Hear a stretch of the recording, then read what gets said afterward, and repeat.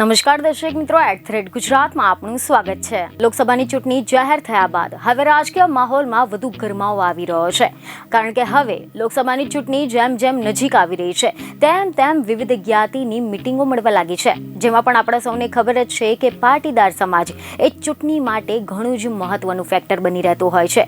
ત્યારે આવામાં સૌને એ પ્રશ્ન થઈ રહ્યો છે કે આ વખતની લોકસભાની ચૂંટણીમાં પાટીદાર સમાજ કઈ પાર્ટીની સાથે છે, પાટીદાર પાવર આ વખતે કોને ટેકો આપશે। ત્યારે હવે આ મામલે મહત્વના સમાચાર સામે આવ્યા છે। વિશ્વ ઉમિયાધામના પ્રમુખે પાટીદાર સમાજ કોના સાથે રહેશે તેને લઈને મીડિયા સમક્ષ મોટું નિવેદન આપ્યું છે। જી હા, પાલનપુરમાં મીડિયા સાથે વાતચીત કરતા વિશ્વ ઉમિયાધામના પ્રમુખ આરપી પટેલે લોકસભાની ચૂંટણીમાં પાટીદાર સમાજ કોની પડખે રહેશે તેને લઈને ખુલાસો કર્યો છે। આરપી પટેલે મીડિયાને જણાવ્યું કે જે પાર્ટી સનાતન ધર્મ સાથે રહેશે તેની સાથે પાટીદાર રહેશે, સનાતન ધર્મની સાથે રહેનારી પાર્ટીની સાથે પાટીદાર સમાજ રહેવાનો છે। સનાતનને અપશબ્દો બોલનારને જબડા તોડ જવાબ આપીશું। જોકે પાટીદાર સમાજના અગ્રણી દ્વારા આજે નિવેદન આપવામાં આવ્યું છે, તેના બાદથી જ રાજકીય ગરમાવો જોવા મળી રહ્યો છે। રાજકીય પાર્ટીઓ દ્વારા હવે વોટ બેંક પર પકડ જવા માટે હિન્દુત્વનો મુદ્દો મહત્વનો બની રહેશે।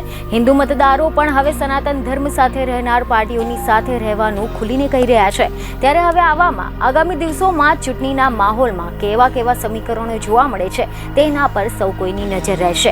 તમે જણાવી દઈએ કે ખબરો એવી મળી રહી છે કે હાલમાં જ પાલનપુરમાં 31 ગામ કડવા પાટીદાર સમાજ વાડીમાં મહાસંમેલનનું આયોજન કરવામાં આવ્યું હતું। આ પાટીદાર સંમેલનમાં મંત્રી ઋષિકેશ પટેલ પણ જોડાયા હતા।